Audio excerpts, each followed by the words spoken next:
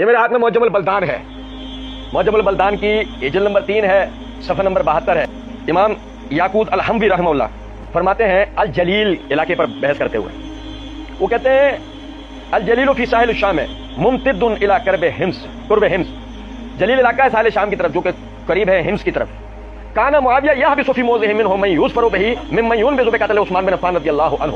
معاویہ نے وہاں پر ایک قید خانہ تعمیر کروایا تھا کہ جس میں ہر وہ شخص جس پہ قتل عثمان کا الزام ثابت ہو جاتا تھا، جو اقراری ہو جاتا تھا، اس کو اس قید خانے کے اندر ڈلوا دیا جاتا تھا.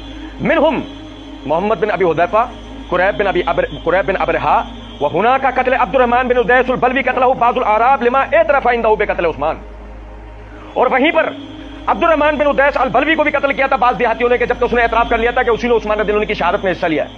الحمدللہ معاویہ رضی اللہ تعالیٰ عنہ نے تو اپنے دور میں قاتلین عثمان جو بچے کچے تھے ان کو لٹکایا.